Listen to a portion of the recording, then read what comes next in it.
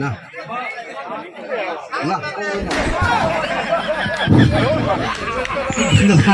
আমাদের পিয়ারালি ভাই সাহেব কেন কারো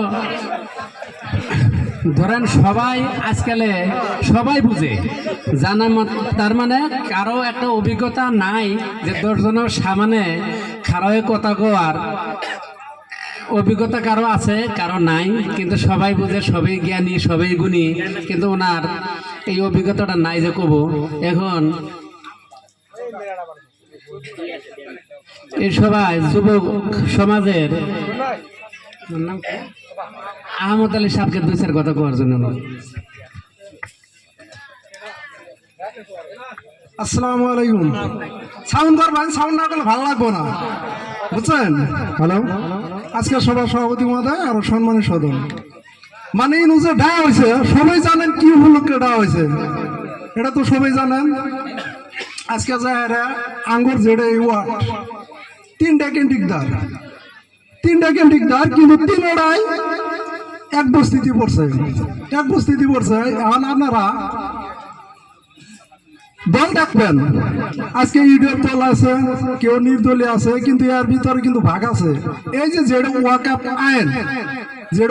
আইন তৈরি করছে, দেন কত হারাশাস্তি হইতেছে, কিন্তু এই হারাশাস্তির জন্য একমাত্র মাপ কেরা মারছে, কংগ্রেস দল মারছে, বেলে কেউ মারা নাই।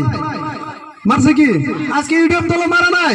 আজকে আঙ্গপদ্দিন হুজুর বই আছে, এই ওয়াকআপ আইন নিয়ে আপনি যা দেন, পশ্চিমবঙ্গ দেন বা বিহার যা দেন, যে কোনো জায়গা দেন, মুসলমান উঠবে বহুত একটা অত্যাচার হারাশাস্তি হইতেছে।